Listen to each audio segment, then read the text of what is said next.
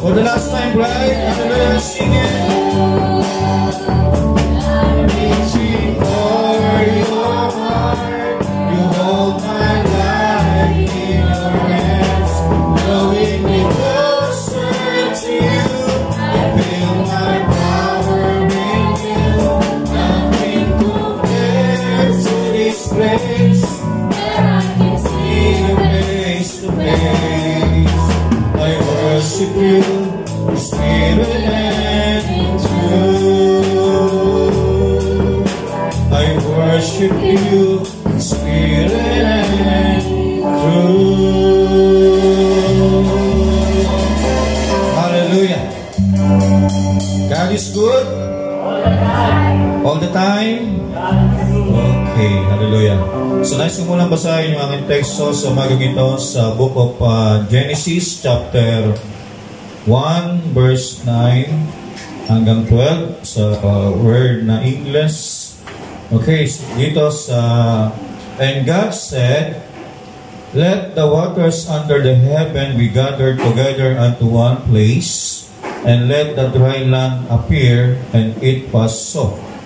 Verse 10, and God called the dry earth, and the gathering together of the waters called the seas, and God saw that it was good. 11, and God said, let the earth bring forth grass, the herbs yielding seeds, a seed, and the fruit tree yielding fruit after his time, whose seed is in himself upon the earth, and it was so.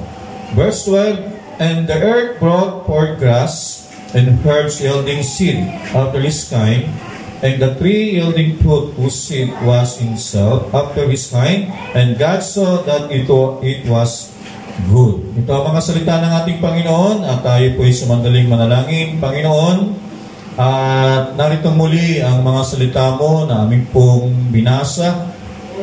At alam namin, Panginoon, ang salita mo po ay eternal, ay hindi namin pwedeng ipaliwanag sa isang paliwanag lamang dahil napakayaman ng iyong mga salita. Kung papayagan lamang kami na makita, matanaw namin ang mga nasa likod ng mga bawat mga salita, ay kaya mo po itong pagyamanin at palaguin, Panginoong Diyos. Base sa iyong kapahayagan na binibigay mo po sa amin, Panginoon. Wala kaming kakayahan na i-interpret ang iyong mga salita. Dahil sabi mo sa iyong aklat, sa word na Panginoon, Proverbs, na huwag kaming manalig sa aming sariling kakayanan at patuloy na magtiwala kami, Panginoon, sa miyakda ng mga salita mo. At sabi mo sa iyong salita sa John chapter 14, verse 26, kapag dumating sa inyo ang Espiritu Santo, siya ang mapapaalala sa inyo ng lahat ng mga bagay na sinabi mo po, Panginoon, sa iyong mga salita. At wala po kaming karapatan i-interpret, Lord. At kailangan lamang ay mapasa Espiritu kami, katulad ni John, the beloved, Panginoon, upang, Panginoon, makita namin ang mga salita mo, Panginoon, na nakalantad, Panginoon, sa pamagitan ng mensahero ng aming panahon. At ngayon, Lord, sa umagang ito, patuloy na kinukumit namin sa iyo ang mga salitang aming binasa, at ikaw ang magpalago ng mga bagay na ito. Didepende kami, Panginoon, sa iyong leading ng iyong Espiritu Santo na naaayon, Panginoon, sa mensahe ng aming panahon. Kaya, Panginoon, marami pong salamat, Panginoon, sa umagang ito, at marami po, Panginoon, maraming kapatiran ay may mga kapatrabaho, Panginoon, sa mga oraw na ito. Ang iba po ay Panginoon, sa ibang lugar, Panginoon, namin pong dalangin, Lord. At hallelujah, gamitin mo po ang aming recording video, aming ginagawa, Panginoon, upang ang magba namin mga kapatiran ay makasubaybay, Panginoon, sa gawain ito, Panginoon. Maraming po salamat, Panginoon. Sa iyo namin ibinabalik ang lahat ng bagay. Salamat po sa pangalan ng Panginoon Kristo. Amen. Amen. So tayo po yung malayan na makaupo, mga kapatid. Okay. So, okay. Ay, para sa hindi pa kakatagal, ang oras natin ay matakbo. Okay. Ang topic natin sa umagang ito ay by representation. Sa Tagalog, sa pamamagitan ng representasyon sa Tagalog, no? Okay, nais kong basahin sa Tagalog yung verse natin. Sabi dito, at sinabi ng Diyos, mapisan ang tubig sa silong ng langit, sa isang dako at lumitaw ang katuyuan at nagkagayon. So pag sinabing salita, meron niyang salita, di ba? Merong nasalita ang Diyos, at kapag nasalita ang Diyos, hindi pwedeng hindi mangyari. Okay? Hindi pwedeng hindi mangyayari yan. Ngayon, sa panahon natin, pag sinabi ng Diyos, pero ang Diyos kasi may mensahe sa bawat panahon. Diba? Sa 7 church ages, meron siyang sinabi, yun yung salita niya. Na kapag ang Diyos, sinabi niya sa Efeso kanina, Bible study natin, at sinasabi ng Espiritu Santo sa Biblia sa Efeso, nalalaman ko yung mga, yun yung salita, diba? Tinig. Nalalaman ko ang iyong mga kapighatian, nalalaman ko ang iyong pagtitiis. Pero sabi niya, pero meron ilan sa inyo na sabi niya na may mga nagtuturo na tumatayo sila yung mga apostol, pero sabi niya ay napatunayan ng hindi kayo na sila yung mga bulaan. Sabi niyo ang salita ng Panginoon sa panahon ng Iglesia ng Efeso, di ba? At kung tatatay sa literal, no, ay sinabi ng Diyos, literal, sa unang panahon, merong salita. At pag nasalita ang Panginoon, hindi pwedeng walang mangyayari. Di ba? Lahat ay susunod, subject, di ba? May mga pangyayarihin ang Panginoon. Sinabi ng Diyos, mapiso ng tubig sa silong ng langit, sa isang dako. So, kapag nasalita ang Panginoon, di ba? Ang kalikasan ay sumusunod yan. Kasi ang nasalita ay creation, di ba? Creator yan eh. Ang nasalita. Sabi niya talagang pag sinabi ng Panginoon ay bigla yan, dati tubig lang yan eh, walang lupa. Pero ang lupa ay nasa ilalim ng kalaliman. Sabi niya ay magkaroon ng lupa, may huwalay ang tubig. Kaya yung tubig dali-dali pupunta yan. Kasi wala talaga magagawa yan kasi susunod yan. Kasi ang Diyos ang nagsalita. Di ba? At lumitaw ang katuyuan at nagkaroon ng katuyuan at nagkagayon. Sabi nagkaroon ng bahagi na nagkaroon ng lupa at tinawag ng Diyos ang katuyuan ng lupa. Imagine niyo mga kapatid, tubig pa na nung unang panahon. At ang lupa ay natatakpan ng tubig. Pero sinabi niya ay mahiwalay ang tubig. Kaya yung isang yung tubig, akala mo na ang Diyos dahil may salita, so parang meron siyang harang, may parang wall doon sa pagitan ng tubig, ng dagat, ng lupa. Pero hindi siya umaapaw mga kapatid. Pero ang naghaharang doon ay ang salita ng Diyos. Diba? Ganun makapangyarihan ang salita ng Diyos. Ba't hindi umaapaw ang daigdig? Dahil nga, nung dati umapaw, pero ginawa ng Diyos ay nung unang panahon, di ba? Nung ito ay nadumihan kasi sabi sa Genesis 1:1, the beginning, God created heaven and earth. Sabihin doon, finished na yun. Pero verse 2, and the earth was void, may nangyari. Ibig sabihin, nung panahon na yun mga kapatid, kaya ibig sabihin, yung mundo ay nabalutan ito ng tubig, no? Kaya ginawa ng Diyos, ang lupa ay nakabunan, no? Kaya sinabi ng Diyos, nagsalita siya, sabi niya mga kapatid, kailangan magkaroon ng lupa. Sabi niya, sabi niya, yung tubig ay magkaroon ng bahagi ng lupa, tuyo, at ang lupa, sabi niya, tinawag ang lupa, ang isang tuyo, katuyuan ay ang lupa, at ang kapisanan ng tubig ay tinawag niyang dagat, at nakita ng Diyos na mabuti. Kaya sabihin, kahit anong mangyari mga kapatid, kahit bumagyo, di ba, hindi umaapaw at laging naghihiwalay pa rin yun kasi nga dahil sa salita ng Panginoon. At alam natin, ang bagyo ay hindi ang Diyos ang may gawa. Di ba? Hindi ang Diyos ang may akda ng bagyo. Kasi ang bagyo, sinisira nito ang kalikasan na ginagawa ng Diyos. At sino ang may gawa ng bagyo? Walang iba kundi si Satanas. Di ba? Para baguhin niya. Pero hindi, kahit anong gawin ng Diablo, mga kapatid, babalik at babalik pa rin ito sa dati. Kung saan ang galing ng tubig, kung saan ang galing ng lupa. Kasi merong isang bagay na naghaharang sa kanya dahil ang salita ng Panginoon. Verse 11, at sinabi ng Diyos, sibulan ang lupa ng damo, pananim nagkakabinhi, at punong kahoy na namumunga ayon sa kanyang pagkakahoy. No? Kaya, ibig sabihin, mga kapatid, so, may mga binhi na sa ilalim ng lupa.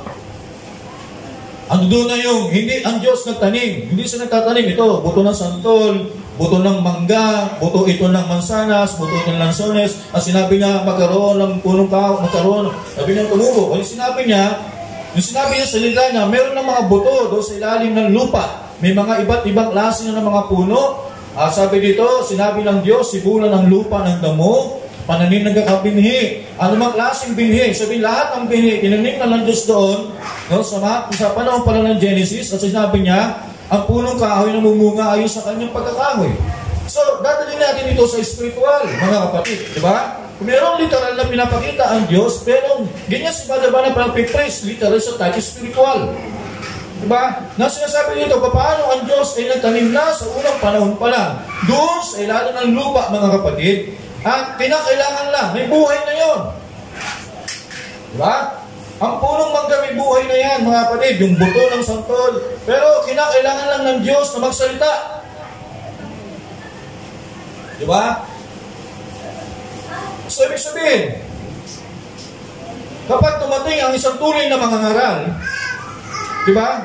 At ang lahat ng pinisinadong binhi ng Diyos, kapag narinig niya yung salita ng Diyos sa kanyang panahon, hindi pwedeng hindi siya gagalaw, hindi po pwedeng hindi siya sasampalataya sa mensahe ng kanyang panahon. Diba? Kaya sinasabi, katulad ng binhi, mga kapatid, kahit gaano niyang kalalim, kahit gaano kababaw ang pagkakatanim sa kanya sa lupa, pero kapag salita niya ng Diyos ang nasalita, hindi po pwedeng sinabi ng Diyos, puno, binhi, mansanas, sinabi ng Diyos, sibulan, tumubo ang bawat binhi. Wala siyang magagawa kasi mayroon doon binhi, may buhay yung sa loob. At walang po pwedeng sabi, dahil siya ay subject ng salita ng Panginoon, talagang magkukuwikin yun. Talagang gagalaw yun. Wala talaga siyang gagawin kundi lumabas yun. Diba? Dahil sinilita ng Panginoon, dahil sabi niya, bawat punong kahoy na namumunga, ayon sa pagkakahoy, nataglay ang kanyang binhi sa ibabaw ng lupa, ay nagkagayon. Diba? At ang lupa ay sinibulan ng damo, pananim ng kakabinhi, ayon sa kanyang pagkapananim. At ang punong kahoy na namumunga, nataglay ang kanyang binhi, ayon sa kanyang pagkakahoy. At nakita ng Diyos na mabuti. Ayan. Ibig sabihin, nung nasa perfect condition pa, di ba? Ang isang buto, nung panahon ng Genesis, hindi pa yan hybrid. Purong binhi pa yan sa salita ng Panginoon. Di ba? Kapag ang purong binhi, nasa isang binhi, no? Kapag nakarinig yan ng isang purong salita ng Panginoon, di ba? Hindi po pwedeng yung mensahe na narinig niya, walang nangyayari sa kaloob-looban niya. Kaya may sinasabi si Madabalam, the deep calling to the deep. May isang lalim na salita ng Diyos na tinatawag sa ilalim ng puso mo na may isang bagay na buhay dyan na kailangan lang makarinig ng salita ng Panginoon. At kapag nakarinig ng salita ng Panginoon, hindi pwedeng hindi yan, wala kang mararamdaman. Di ba? Kasi merong representation. May binhi, may buhay dyan. Kaya sinabi ng Panginoon dito, ng Diyos, sa panula ng Genesis, in the beginning, di ba? Ang pasimula ng paglalang niya. Kaya sabi dito, ang lupa ay sinibulan ng damo. Pananim ng kakabinhi ayon sa kanyang pagkapananim. Kahit daw anong klase. Ibig sabihin, bawat mga tao, bawat iba't ibang binhi, ay tumutubo daw ayon sa kanyang pagkapananim. Kung ang buto niya, ang buhay niya, sabi ka, ang buto niya ay santol, ang buhay na nasa loob niya ay santol. Sabi niya, kapag ang Diyos ay nagsalita sa kanya, yung buhay ng santol na sa loob, wala siyang magagawa kundi sundin ang may akda. Ang Diyos na tumatawag sa kanya doon sa kalaliwan, na kahimlay na mahabang panahon. Pero kinakailangan lang niya, marinig lang niya ang salita ng Panginoon. Pero kung may tinatawag si Madabalam ng binhi ng pagkalihis, pero kung mali yung mensahe pinapakinggan niya, kahit tama yung binhi na sa loob, hindi yan mabubuhay. Kasi bakit? Kasi mali yung tumatawag. Pero kahit tama yung tumatawag, pero kung walang binhi doon sa loob, walang nangyayari na aksyon. Kailangan magmas itong dalawang ito, mga kapatid. Kapag ang Diyos ay tumawag, tamang salita ng Panginoon, tamang mensahe niya, kapag narinig ito, lahat ng binhi nagkalat sa ibabaw ng lupa, bubuhayin nila kung anong pagkabuhay na meron sila. Sabi ni Father Branham, hindi ka nagkaroon ng eternal life ngayon. Hindi ka naging born again ngayon. Dahil narinig mo sila. Sabi niya, meron ka na, you are the sons of God before the foundation of the world. Nalaman mo lang na ikaw ay anak ng Diyos dahil sa mensahe. Pero hindi ka naging anak ng Diyos ngayon. Kasi kung ang Diyos ay eternal, walang pasimula, walang katapusan, kung anak ka ng Diyos, hindi ka pwede magkaroon ng beginning to the end. Kailangan, wala ka rin pasimula, wala ka rin wakas. Pero yung understanding na malaman mong anak ka ng Diyos, dumating lang yan sa pagkakilala mo sa mensahe. Pero ang mensahe, hindi ka ginagawa nitong anak ka na. Diba sabi ng Galatia, sinugo ng Diyos ang Espiritu Santo sa kanyang Espiritu sa puso ng kanyang mga anak. At sila'y sumisigaw na Aba, Ama. Ba, hindi ka naging anak dahil sa mensahe na born again ka. Pinapakita lang ng salita ng Diyos na ikaw ay anak na ng Diyos bago pa nang pasimulan ni Kainan lahat ng bagay. Ngayon, ang sinasabi dito ng Panginoon, lahat ng kapag merong salita, merong mensahe, di ba? Kaya nga sabi ni Brother Branham sa message na, di ba, yung sabi niya, yung mensahe na ang sikat ng araw, kaloob, yung ulan, hindi binabago nito ang anumang uri ng binhi, meron siya. Baga, ang ulan, ano may sabihin ng ulan? Teaching. Aral. Pinapalabas lang nito kung anong meron sa loob. Kung ikaw ay puno, ikaw ay buhay may mansanas, palilitawin lang ng ulan ng mabilis kung ano ka. Kung ikaw ay paniranda mo, hindi niya babaguhin kung anong meron ka. Kundi, lalo lang niyang pinapalabas, pinapahinog, pinapabilis kung anong meron buhay ka doon. Tumubo din yun. Diba? Pero kung depende yan kung anong may buhay meron ka doon. Depende yan sa presentation.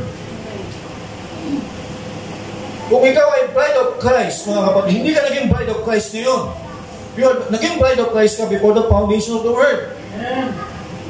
Pero ngayon ka lang pinuposisyon ng Panginoon.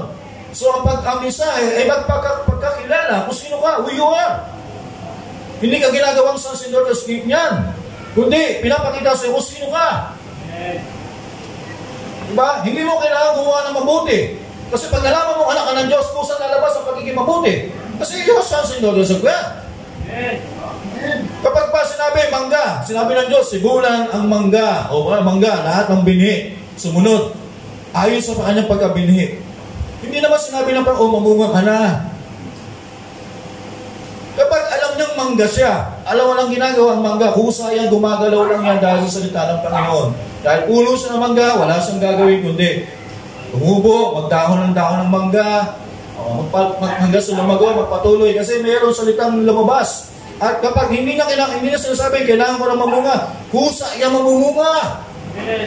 Dahil may salita ng Panginoon at hindi mamumunga ang mangga ng mansanas. Kasi ang gagawin talaga niya, alam niya, magbibubunga niya mangga kasi bakit ang buhay na meron siya, mapuno ng mangga.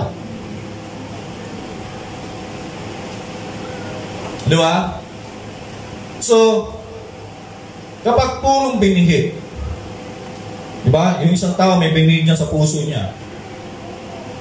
Halimbawa, kaya nga, maraming klaseng puno eh. May puno ng Metodista, di ba? May puno ng Pentecostal, may puno ng Katoliko, may puno ng Lutheran. Kung ano yung puno mo, yun ang bunga mo. Diba? Pagka sa denomination, pag ikaw ay Baptist, makonvert ka sa puno ng Baptist, ano yung bubunga mo? Eh di magiging Baptist din. Diba? Ang isang iglesyang Baptist at nagkaroon ng outreach na Baptist, siyempre hindi naman po pwedeng Methodista yun, bunga nila. Baptist din. Diba? Kaya nga ayon, pero sabihin, hinahayaan ng Diyos. Diba? Anong klaseng iba't ibang binhi yan? Hayaan niya yan. Depende yan kung anong uri ng binhi. Kung ikaw ay Katoliko, siyempre anak niya Katoliko. Diba? Lahat yan. Kung simbahan niya ay galing sa Roman Catholic Church, mga anak sa Pilipinas nagkaroon ng Catholic Church pa rin ang tawag yan. Kasi yun ang binhi. Kung ano yung pinanggalingan niya, yun ang mangyayari sa kanya. Pero hindi tayo denomination. Nanggaling tayo sa kaisipan ng Diyos at ang Diyos ay salita, mga kapatid. Kaya, yung mensahe, hindi ito bumuo ng denomination. Sabi niya, hindi na ako bumuo ng denomination, tapos na ang panahon ng denominasyon. Sabi niya, we are not denomination. Sabi niya, bumabalik lang ang puro salita ng Panginoon. At tinatawag ng Diyos ang lahat ng hinirang.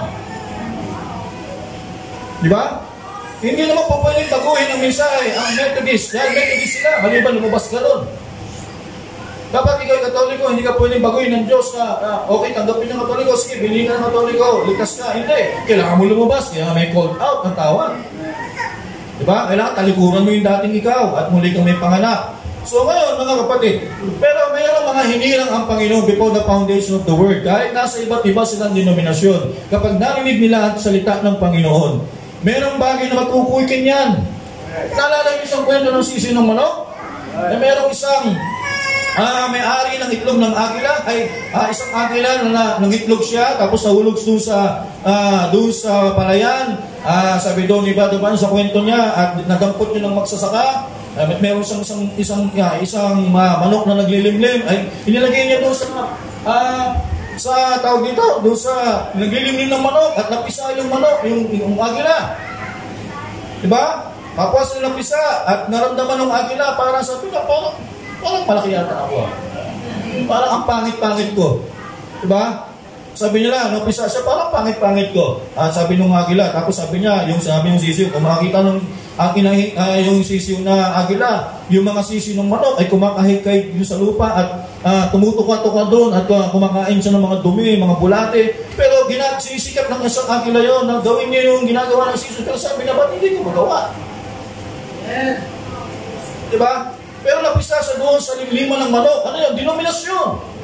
Diba nanggaling tayo sa mga iba't ibang denominasyon? Pero may mga bagay na kapag narinig mo, parang mali yata na sumamba sa rigod ko. Pero hindi ka, wala ka pa alam.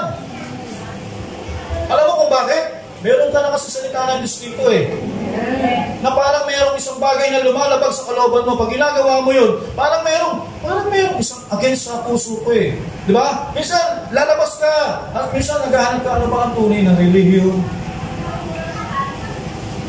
Diba?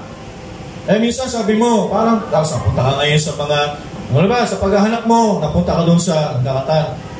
Sabi niya, yes, I love you with a love all alone. Napunta ka na naman sa isang grupo. Sabi mo, parang kakaiba rin Pagpasok mo doon, oh God, tapos sabi niya, kami mga grupo ng mga born again, di ba? Tapos, pero pagpasok mo, ay salamat, wala nga naglibot ko. Parang nakita mo, nagkakanta sila, yung nakita mo na wala sa puso mo, hindi mo alam ang salita ng Diyos na bawal sumamba sa libuto. Pero, umalis ka doon, napunta ka doon ngayon sa isang denominasyon na naglilingkod sila, wala na silang denominasyon. Pero, habang tumatagal ka doon, yung pastora, nakatayo sa pulpito, tapos hapit na hapit yung pantalon, at nagpipreach. Sabi mo, paano may mali? Pero wala kang binabasa sa salita ng Panginoon. Pero sabi mo, bakit laban ako doon? Pero isang araw nabasa mo, sinabi ng 1 Corinthians, hindi ko pinapahintulot ng babae tumayo sa likuran ng pulpito. Lalabas ka na naman. Tapos minapunta ka na naman, may magrupo na. Bawal ng mga babae tumayo sa pulpito, bawal MC, song leader, lahat ng pamumuno, bawal. Pasok ka doon. Diba? Sabihin mo, nakapasok ka doon sa grupo ng mga born again, sabi mo, parang wala silang kapanalan, naglilingkod sila sa Panginoon, pwede ba yung kahit ano isuot? Pero wala ka pang alam doon. Pero sabi ni Brother Branham, ganun din si Jesus, sabi niya, parang hindi ko magawa. May isang bagay akong hinahanap, hindi ko alam. Diba? Ngayon sabi doon, nung sa babalakadlaan siya, sabi niya, parang may isang bagay na problema. Diba? Napunta ka ngayon sa mga Pentecostal, medyo may kabanalan sila, ang ganda ng nila. Hanggang sa dumating yung panahon, lumipas na ng panahon, di ba? Lumipas ang mahabang panahon na andun ka. Pero, habang tumatagal ka, sabi mo, parang may hinahanap pa rin ako parang kulang pa din. Di ba? Bakit pagdating sa Revelation, hindi nila tinatouch ang Revelation, sasabihin nila, Brad, mahirap i-touch ang Revelation. Maraming nabaliw dyan. Di ba? Ikaw, pero sasabihin mo, ganoon na lang ba yung sagot doon na maraming nakabalik? Bakit hindi pwedeng buksan? No? Alam ko, may mga bagay interpretation, ganoon. So, hanapin mo na naman. Alam nyo yung habang lumalalim kayo, meron kayo isang bagay na hinahanap. Bigyan ko kayo ng example. Okay mo ito, hindi ko pala dito. Balik napunta doon Okay, sample. Sa isang literal. Nag-aaral tayo. Nagsimula tayo ng grade 1. Subukan nyo kaya, di ba, ang grade 1, pag pinasok niya, ilang taon lang dapat ang grade 1? Isang taon. Subukan nyo balikan ulit sa isang taon. Ewan ko kung hindi kayo magsawa doon sa tinuturo ng teacher nyo. Tapos, balikan nyo uli ng pangatlong taon. Kaya siguro, masteral na kayo. Masterin nyo na yung grade 1. Alam nyo yung ibig ko sabihin? Sabihin ko, kaya pagkatapos mo ng grade 1, punta ka sa grade 2. Sabihin, lumalago yung pagkaalam mo. Pagdating mo ng grade 2, punta ka sa grade 3. Sabihin, lumalago naman. Hindi ka pwede mag-stuck na sa grade 3 kasi bakit? Sabi mo, balik ulit ako sa grade 3. Aasa ka na, may tuturo sa inyo malalim. Wala na sila ituturo sa inyo malalim. Kung ano yung pinag-aralan mo mula 1 January to December, yun ulit ang pag-aaralan mo. Hindi na pwede bago. Hindi na pwede ituro sa iyo grade 3 kasi nasa grade 2 pa. Pagdating ng grade 2, lipat ka ng grade 3. Iba na may tuturo nila sa iyo. Pero pag natuto ka na doon, hahanapin mo ulit lumalim, grade 4 ka. Hanggang makapagtapos ka ng elementary grade 6. Pag napagtapos ka ng grade 6, di ba? Marami mga tao, hindi na nag-aaral, hindi na patuloy. Dahil sa spiritual, may mga taong ganyan din. O, di ba? Ngayon, dapat punta ka sa first year. Palalim ka ng palalim. Hindi mo pwedeng first year ka na, high school ka na, balik ka sa elementary. Walang ganon. So, ganyan ang bawat denominasyon. Huwag mong hanapin sa Katoliko, magpakalalim ka, kasi yan ang talaga gawin nila.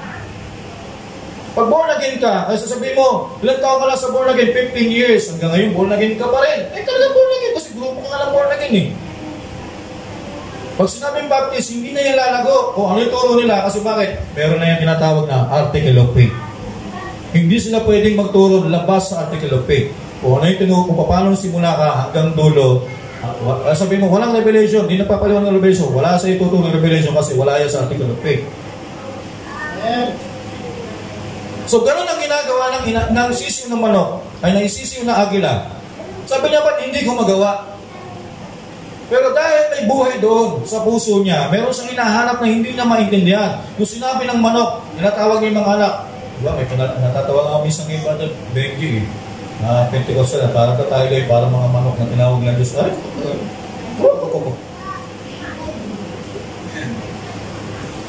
ginawa naman tayo manok. Agila tayo. Diba? Ngayon tumawag yung manok. Hindi pinaglapitan yung mga sisiw. Bakit siya hindi lumalapit? Diba? So may isang bagay sa kabuturan niya. Alam niyo yung tinatawag na may salita na nangangaral din naman sila. Pero hindi magawa ng tunay na binhi, na tunay na agila, tunay na may bubuhay ng agila, na gawin niya yung sinasabi ng tinig na narinig niya. Kasi bakit nga po din, may hybrid yun eh. Diba? May halo. Kapag ang isang salita ng Panginoon ay may halo, huwag kang aasa na merong isang tunay na binhi na makukoy kayo. Kasi merong isang bagay na hindi tama. Ngayon, isang araw, narinig niya yung isang, sabi ng inahing agila, meron ako talagang itlog pa na isa eh. Diba? Kasi ang agila, pag nag-itlog yan, 2, 3 lang yan eh. Diba? Hindi naman katulad ng manok yan na marami. Pero ang agila, 2, 3 lang yan. Pag sabi niya, 3 talaga yung nawala isa, hinahanap niya hanggang sa isang araw. Diba? Tinawag niya, kung narinig nung sisiw na agila yun, pamilya sa akin na! Kaya, diba? Kaya sinabi niya na, yun yung nanay ko. O, isabihin, nung sinabi ng Diyos, sibulan, ano yun? Inang agila. Diba? Sabi niya sa mga binhi, sibulan ang bawat binhi. Kaya walang magawa yung mga binhi. Kundi sabi niya, yung salita ng Panginoon, sibulan, tumutubo yung kusa. Kapag narinig niyo ang mensahe, di ba, wala tayong magagawa kundi ibuhay ito. Hindi mo sinasabi, kailangan ko gawin yan. Yung pinirich ni Brother James, kailangan ko yung buhay yan. Yung pinirich ni Brother Ramil, kailangan ko yung yan. Hindi mo kailangan gawin yun. Kusa yan lalabas. Kasi pag pinipilit mong gawin, huwag maging mabait ka sa kapwa mo, di ba? Gaya sa denomination, gumawa ka na mabuti sa kapwa mo. Yan, puro gagawin. Di ba? Gawin mong, maging mabuti ka sa asawa mo. Oo, hindi dapat ginagawa lang yun. Kasi bilang isang Kristiyano, bilang anak ng Diyos, dapat talaga maging mabuti ka sa asawa mo. Sabi mo, maging mabuti ka sa kapwa mo tao. Kailangan ko maging mabuting tao sa kapwa ko. Hindi mo kailangan gawin yung magiging mabuting tao bilang Kristiyano. Kundi, likas yun ang ugali ng isang Kristiyano. Diba? Kasi sabi niya, sibulan. Hindi sinasabi, Kristiyano ako kasi nagsisimba ako. Hindi yan ganun mga kapatid. Dahil obligasyon ng isang Kristiyano, dahil ikaw isang Kristiyano, kailangan ibuhay yun.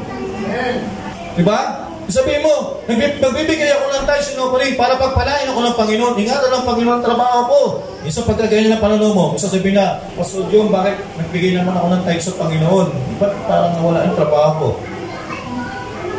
Nagbigay naman ako ng offering, pero bakit wala? Paano mo bang ibinibigay? Diba? Sabi doon, maging buhay mo lang yun. Hindi dahil sa, magbibigay ako ng tithes para ingatan ng Panginoon trabaho ko, magbibigay ako ng love offering para pagpalain ako ng Panginoon. Pagka ganun ang ginagawa mo, mga kapatid, hindi yung buhay. Dahil narinig mo ang salita ng Panginoon, obligasyon kang sumunod. Hindi. Ang isang Kristiyano, ang isang tunay na binigay ng Panginoon, kapag narinig ng salita ng Panginoon, wala siyang magagawa kundi gawin niya yun. Kasi buhay niya yun eh. Alam mo yung buhay? Likas yun sa Kanya. Pag narinig niya salita, sabi may salita, at sinabi ng Diyos, sibulan ang bawat puno, bawat binhi ng kaabunga. Wala kang magagawa kundi bubuhay mo sa salita ng Panginoon. Hindi mo kinakailangan magkaroon ng pag-ibig. Hindi mo kinakailangan sikapin magkaroon ng joy. Kasi bilang ikaw ay bahagi, may buhay na sa iyo, talagang kasi magkakaroon ka ng pag-ibig, magkakaroon ka ng joy, kahit maraming problema, wala kang pera, bilang may joy ka, sasabihin mo, sabi doon ng Bible, kahit na may mangyayari, magkakaroon ka ng joy, sa pagpipilitan mo lang magkakaroon ka ng masaya ka, kasi dapat sabi ng preacher namin kanina, kahit marami kang pagsubok, tumawa ka lang, kahit wala kang pera, maging masaya ka lang, sisikapin mong gawin yun. Pero dapat hindi ganon. Dapat lumalabas yun sa'yo, di ba? Lumalabas yun sa'yo kusa yung mga kapatid na namamanifest mo yun kasi yun ang buhay mo eh. Nauunawaan niyo po yung sabihin? So dahil meron kang representation, meron doon sa puso mo na lumalabas yun, kapag narinig mo ang tunay na salita ng Panginoon, kusa lang yun lalabas. Kasi meron tunay na genuine na binhi, na buhay ng Diyos nasa iyo na. Ibig sabihin, pinag-usapan natin, may buhay ka na ng Diyos, nandiyan na yan. Di ba? Ang kailangan mo lang, marinig mo lang ang salita ng Panginoon. Kaya sinabi niya, sibulan ng bawat pananim. Ngayon, di ba? Sa paglipas ng panahon, sabi ng Diyos kay Adam, sabi niya, at lalangin natin ang tao ayon sa ating larawan. Di ba? At tinawag ng Diyos si Adam, anak ng Diyos. Ibig sabihin, kung ang Diyos ang puno, si Adan ang bunga. Ibig sabihin, kung anong buhay na meron siya ang Diyos, yun din ang buhay ni Adan. Hindi mo pwedeng paghiwalayin yung puno ng, ito, puno ng mangga. Tapos kinuha mo yung nalaglag na bunga ng mangga. Hindi mo pwedeng sabihin, itong bunga na ito, magkaiba to sa puno. Parehas lang yan. Kung anong buhay na meron sa puno ng mangga, yun din ang buhay na meron sa puno sa mangga ng buto. Okay? Ibig sabihin, nung sinabi ng Diyos, lalangin natin ang tao ayon sa ating larawan at siya magiging Diyos ng lupa. At siyempre, at kinuha ng Diyos si Eva sa kanyang tadyang. Kasi alam niyo ba mga kapatid, para ma-preserve yung buhay. Kung ang Diyos ay kumuha ng ibang Eva, labas sa katawan ni Adan, hindi na yun isang buhay. Kaya, ibig sabihin, kaya bakit kinuha doon sa loob ng buto mismo, ang isang babaeng buto? Kasi nga, isang buhay ang pinanggalingan. Kahit yung dalawa na isa, na pinagiging dalawa, kahit dalawa yung isa lang ang buhay nila. Amen. Hindi mo pwede sinabi lang ng Diyos, ito babae, ito lalaki, pero walang mataas sa kanila. Amen. Kasi kung ano yung buhay ng lalaki, buhay ng babae. Amen. Diba? Ngayon, yun yung perfect creation ng Diyos, diba? Ang sabi niya, Adan, kayo'y maging palalaki. Tingnan niyo po yung batas, di ba? Nagkaroon ng salita ang Panginoon na maging palalaki kayo. Ibig sabihin, kung si Adan at si Eva lang, yung umiirag ng panahon na yun, kahit maging anak pa nila, sabihin ko sa inyo, lahat na magiging anak nila, Eva at Adan. Magiging perfect yan. Di ba? Wala sanang gagawa ng atomic bomb, wala sanang, di ba? Wala sanang gagawa ng baril. Ang focus lang self-defense. Pero iba, ginagamit yung baril, di ba? Pamatay doon sa ibang tao. Gumagawa sila ng kutsilyo, kapurpos lang nito ay panghiwa. Pero minsan nagagamit nito pampatay sa tao. So hindi ang Diyos ang may author ng ganun. Di ba? God is order, mga kapatid. Ngayon, tingnan natin, gusto ang mayroon akong gender right, mga kapatid. So, kaya, ano nangyari mga kapatid? Nagkaroon ng hybrid. Di ba? Hindi ko na ikukwento yung serpent seed. Di ba? Nakilala niya Eva yung serpent seed. Alam natin, kinain niya. Kinain, hindi yung literal na kinain. So alam natin, may kinalaman yung sa doon pinasok ng hayop is ng Diablo sa pamagitan ng serpente. Ulitin ko, ang serpente hindi siya ang Diablo. Ang Diablo ay espiritu yan na pumasok doon sa serpente upang dayain yung babae. Okay? So nagkaroon ng isang creation at ang bunga nun ay si Cain. Si Cain ay bunga ni Eva at ni Cain, ni serpente. Kaya si Cain ay tinatawag ditong hybrid. Diba? Kalahati yung tao, kalahati siyang hayop. No? Kaya, kahit kung sinabi na, nung sila'y sumamba, kita ng mga kapatid, kita na pag-hybriding. Nung sumamba si Abel at si Cain, dahil si Abel ay puro na nanggaling kay Eva at kay Adan, puro salita ng Panginoon. Yung buhay na meron kay Abel ay buhay ni Eva at Adan, buhay ng Diyos yun. Diba? So lahat ng ginagawa ni Abel ay alam niya kung ano kalooban ng Diyos. Hindi kailangan sabihin kay Abel, Abel, paglingkuran mo ako, sambahin mo ako, ganito gawin mo. Alam niya Abel kung anong gagawin niya, meron siyang kapahayagan. Kaya si Cain, meron din siya natutunan. Alam din niya, pag sumasamba sa Diyos, gagawa ng altar. Kasi dahil sa nanay niya, salitaan din ng Diyos yun. Pero, hindi niya magawang puro kasi ang tatay niya ay hindi na masalita. Ibig sabihin, gumagawa siya ng salita, napapamuhay yung salita ng Panginoon, pero hindi niya magawang ilabas ng buo. Kasi nga bakit? Kasi kalahati ng buhay na hybrid.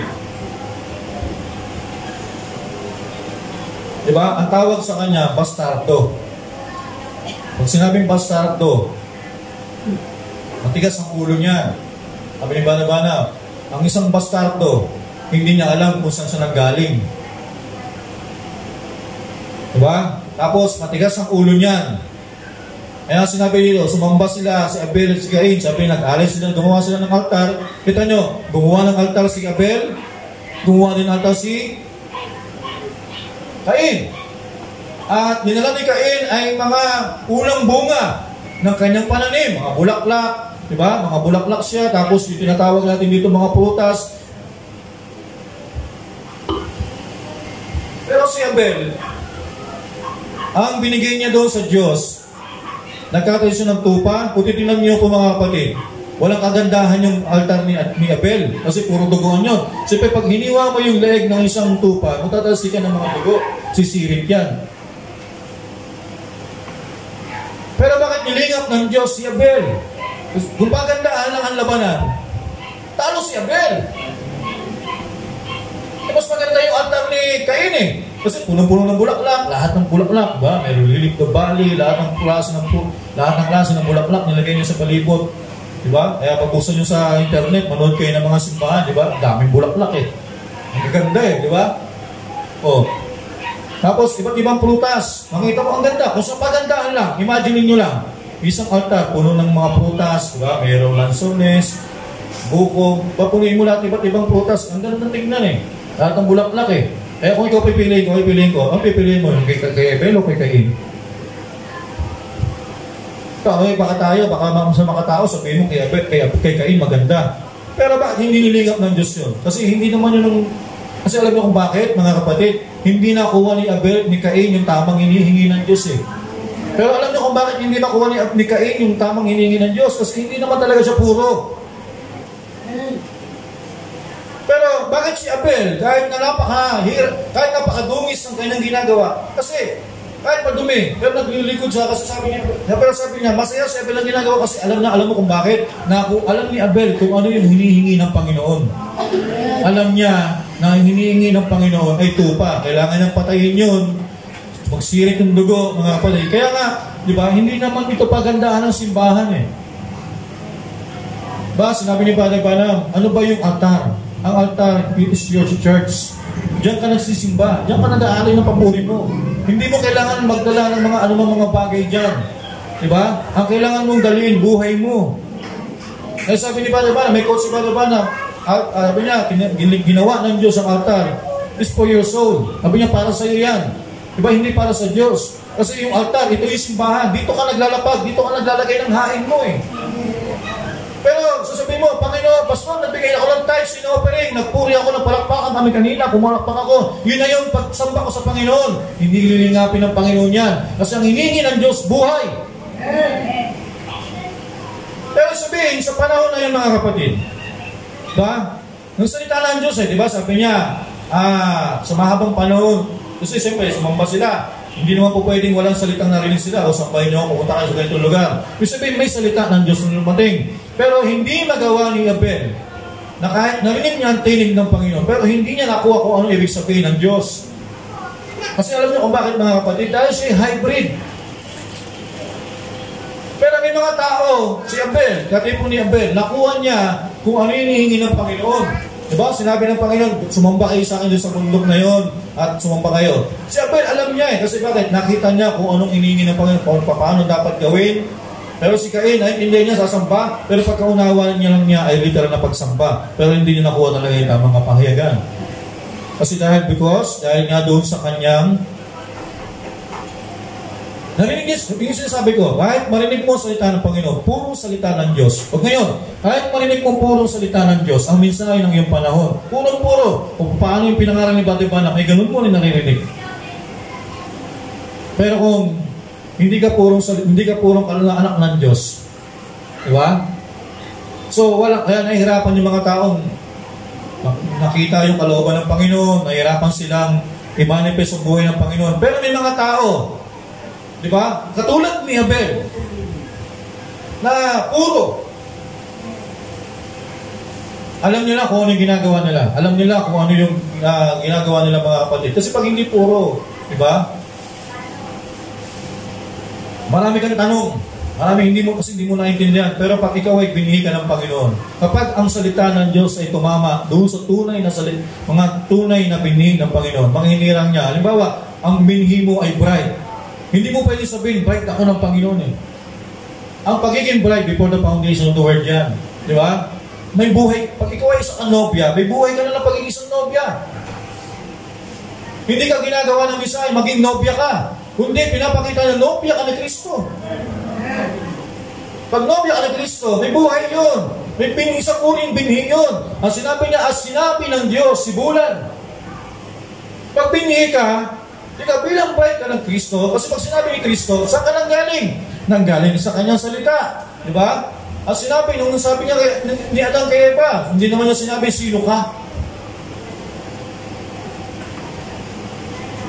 Sabihin, pag ikaw ay bahagi ka ng salita ng Panginoon, narinig mo yung asawa mong lalaki, itong salita ng Panginoon, nagsasalita sa iyo, alam mo, hindi ka nagbabago, sino yung sasalita? Baga, kilala mo yung tinig ng sasalita. Ibig sabihin, pag narinig mo yung tinig, wala kang ibang gagawin kundi pupuwikin ka, pagbubuhay ka. Kasi bakit? Meron kang isang bagay na nandun sa puso mo, na meron kang representation ng buhay ng walang hanggan.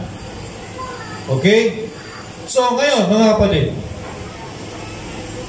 sabi ng Bible, merong unang Adan at huling Adan. Diba? Unang Adan, si Adan, na baga siya yung salita ng Panginoon na naging tao, at sabi dito nahulog sila sa pagkakasala. So sabi doon, lahat tayo nagkasala dahil sa pamagitan, pumasok ang kasalanan sa atin sa pamagitan ng isang tao si Adan. Lahat tayo nagkasala. Ibig sabihin, lahat tayo ay naging representation kay Adan. Nung nahulog si Adan, lahat tayo nahulog. Lahat tayo nagkasala. Kasi alam niyo ba yung pag sinabing representation, siya yung naging representa natin. Halimbawa, ganito yun. Siya yung pinakabinhi. Di ba? Pinakabuhay. Doon tayo nanggaling. Kung itong binito yung nabulok, namatay, damay tayo doon. Kasi meron tayong representation. Siya. Di ba? Pero, meron pang pangalawa, second Adam. Si Christ. Di ba? Na nung nabuhay si Kristo, namatay man si Kristo, nabuhay tayo, dahil nandun tayo. Sabihin, may mga bagay yung mga pati sinasabi ng salita ng ating Panginoon. Basa muna ako sa nalin ng quote. Kasi sa message na condemnation by representation, paragraph 131.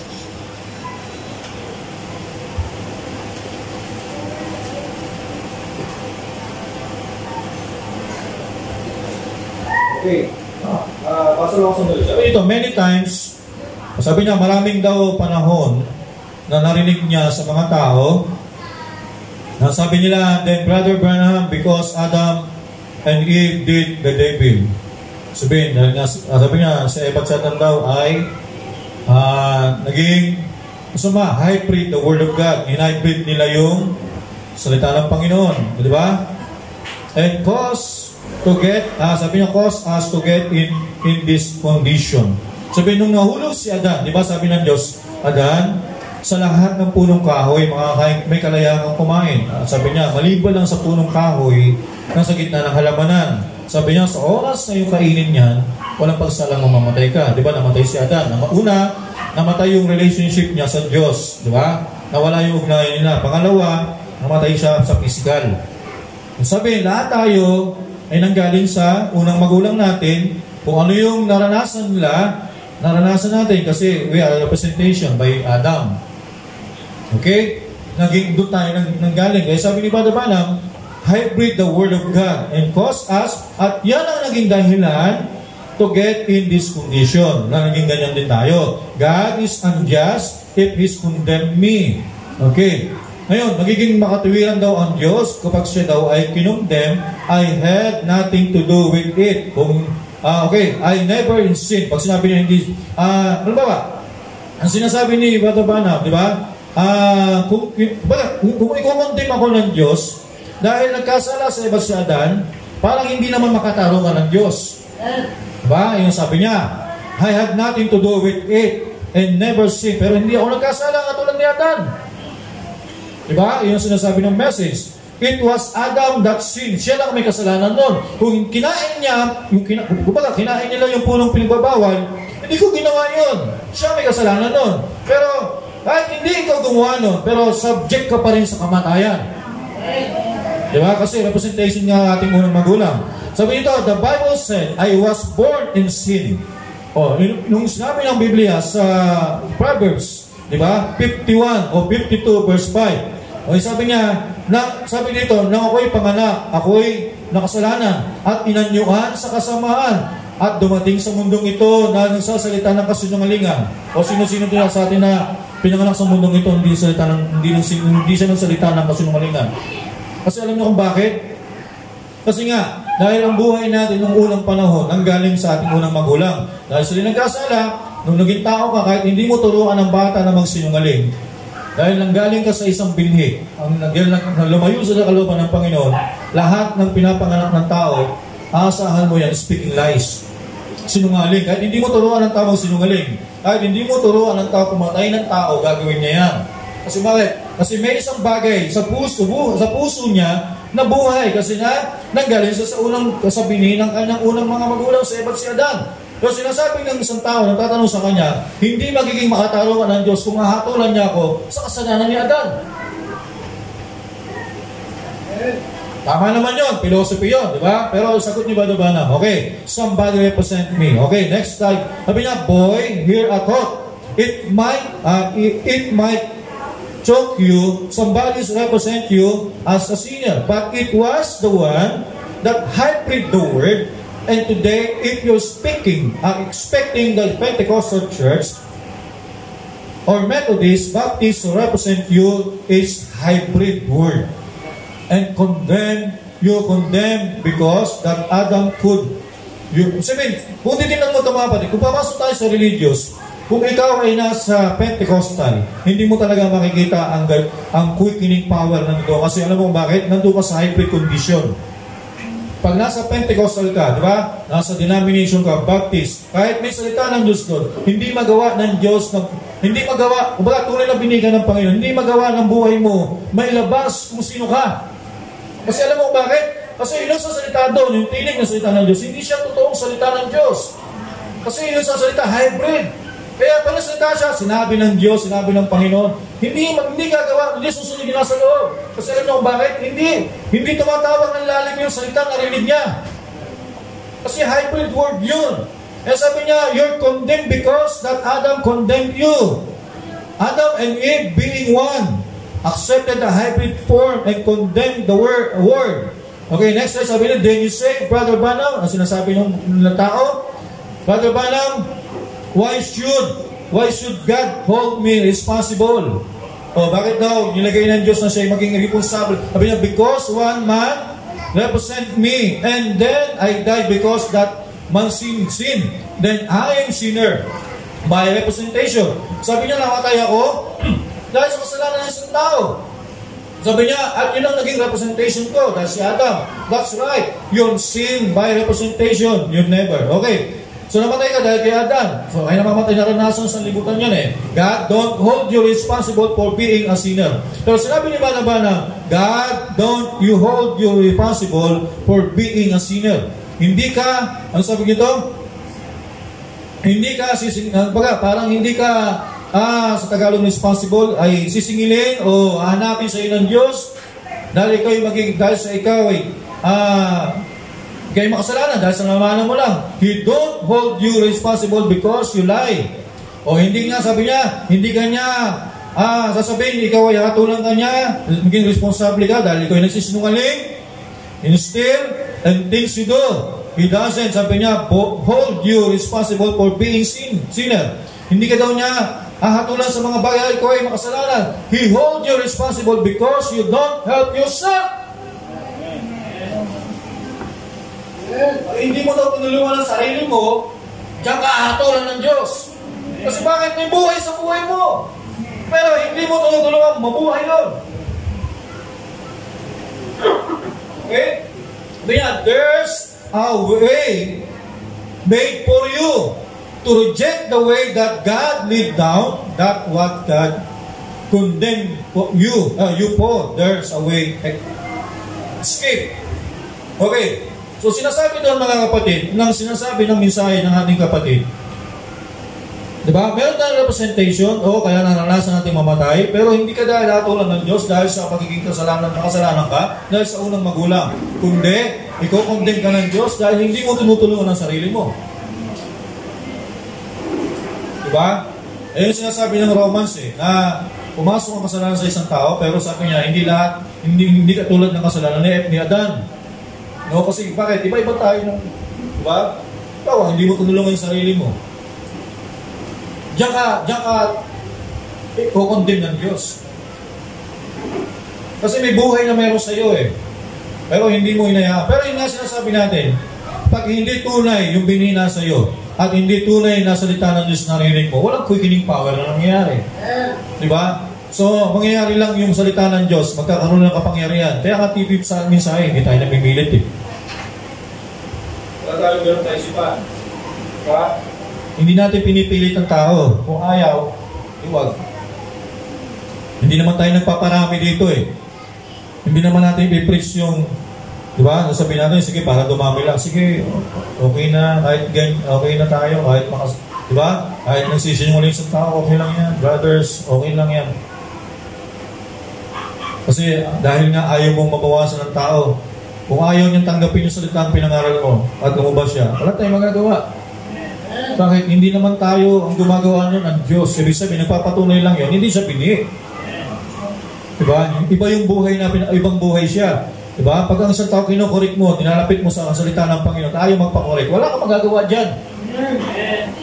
Diba? Ibig sabihin, hindi talaga siya para dito sa mensaheng ito. Kasi kapag ikaw ay may mensahe ka, may buhay ka ng Diyos, kapag narinig mo mensahe, diba? Sabi niya, ngayon ang araw ng kaligtasan. Ngayon, tanggapin mo yan. Diba?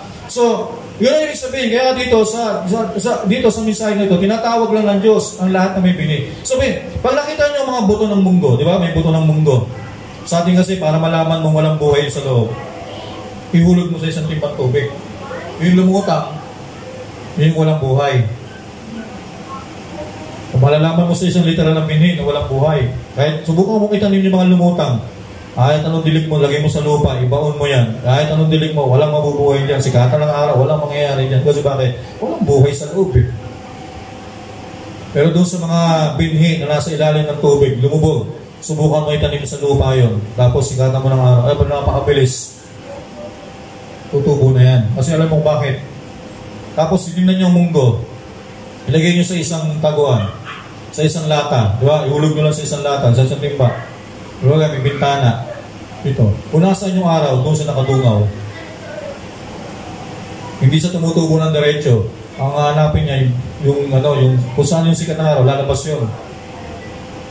Kasi yung sikat ng araw ang tumatawag sa kanya. Pag nasa kadiliman niya, walang tumutubo niya. Nasa kadiliman ka, walang araw, walang sikat ng araw niyan. Diba? Walang pagkabuhay yan. Ngayon, yun ang isang bagay doon. Kaya nga dito sa mensahe, hindi tayo nagpaparami. Diba? Kung ayaw ibuhay ang mensahe, okay. Wala namang problema yan eh. Kung hindi nakita, hindi naintindihan, sabi nila, Pastor, hindi ko po may pamuhay talaga yung may matagal na. Hindi ko talaga kayang ipamuhay talaga yung pagpapahaba ng buhok. Ang hirap talagang gawin eh. Diba? Sis, wala naman po tayong magagawa dyan. Okay lang po yan. Diba? Dito hindi tayo namimilit. So, diba? Kasi nga dahil kung anak ka ng Panginoon, pag narinig mo salita ng Panginoon, hindi po pwedeng hindi yan susunod. Dahil kasi may buhay na walang hanggan niya nasa loob. Okay? Kasi meron siyang isa pa sa pangkot para din na magtatapos.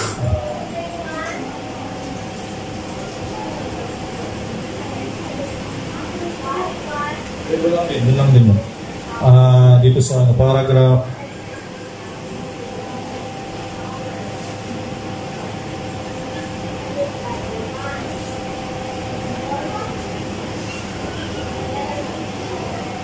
59.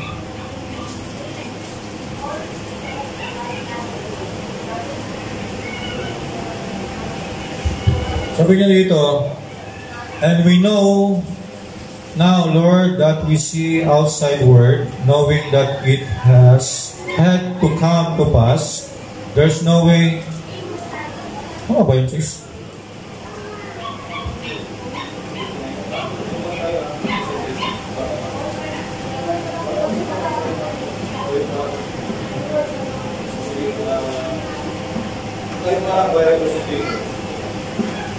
Ilalabas yan, apat lang yan. Ilalabas yan yung dulo.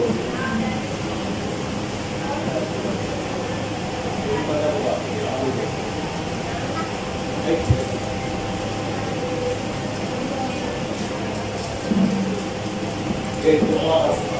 Lumero ang ina.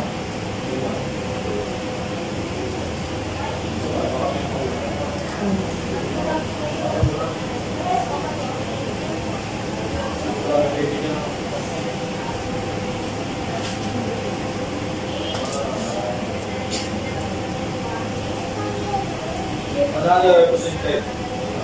Another representative. Lumay na kalang siya.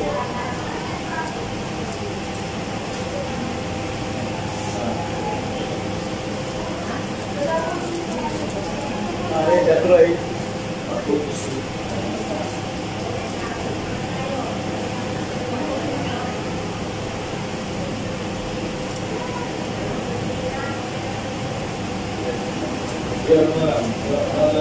God's iman.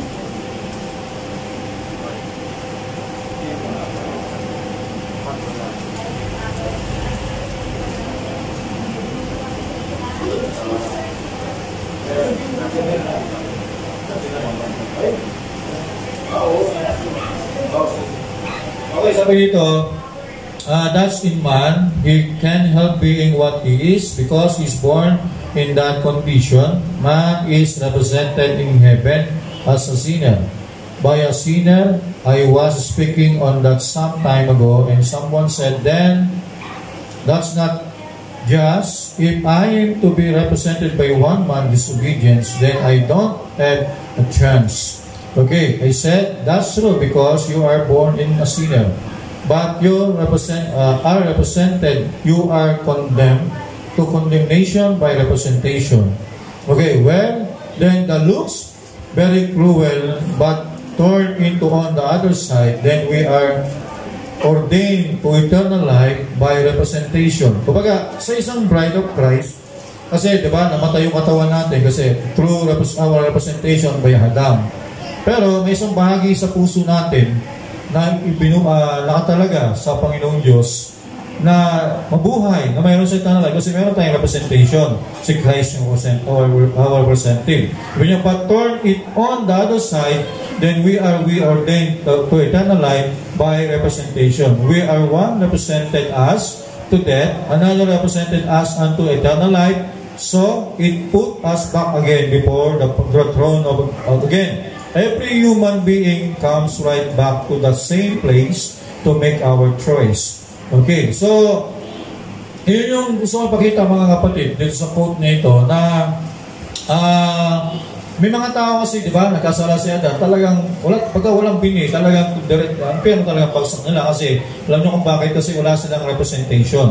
Di ba? Yung tinatawag na buhay na walang hanggan talaga before the foundation. Kaya kahit narinig nila ang salita ng Panginoon, hindi nila magawang masampalatayanan, gawin, yung tama, kasi nga, alam nyo kung bakit. Kasi nga, walang representation doon sa puso nila.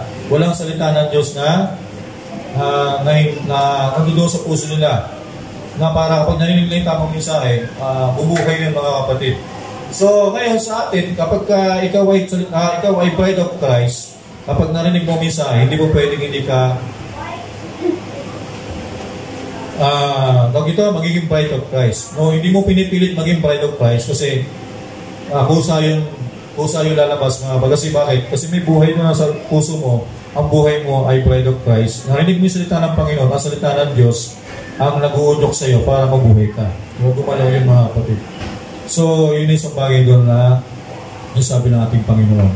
Na sa sinabi niya, sibulan ng lahat, yung salita sa doon, sabi mensahe yun, at kinakausap niya iba't ibang mga tao na kapag narinig nila ang tunay na salita ng Panginoon, doon sa mga tunay na may buhay talaga ng Diyos sa kanila, yun yung tawag na sibulan at taglay nila ang bawat binhi na sa lupa. Na meron, sabi, kung buhay mo talaga ng Diyos na nasa iyo na, kapag narinig mo tamang mensahe sa iyong panahon, so lalabas yan. Hindi mo pipilitin gumawa ng mabuti, maging mabuti, kundi dahil ito ay mabuti, dahil ikaw anak ng Diyos, salita ka ng Diyos. Kaya talagang obligado ka talaga ilabas talaga ang buhay ng Panginoon.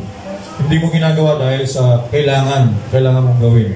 Sabi niyo ba diba naman sa message na Structure of the Perfect Man, di ba? Sabi niya, ang isang agila, hindi niya kailangan hindi niya obligasyon magpatubo pilitin na magpatubo ng isang tupa. Hindi kinakailangan pilit niya, obligahin niya sarili niya, uy, tumubo ka naman, balahibo ng tupa. Sabi ni Badabanam, dahil tupa siya, kusa yung lalabas sa pagiging balahibo ng tupa. Di ba? Kung ikaw ay bride of Christ, kapag narinig mo salita ng Panginoon, yung salita ng Diyos lang nagpapalabas ng balahibo mo. Kung ano yun, kasi kung ano ka talaga, pasimula. Di ba? Kaya ngayon, yung mga taong hindi talaga tupa, pag narinig ng salita ng Diyos, nakikita mo talaga, di ba sabi ng salita ng Panginoon, ang mga kambing, hindi yan nakikinig ng aking mga salita. Pag narinig ng salita ng Panginoon, yung mga taong hindi sumusunod sa salita ng Panginoon, kambing yan.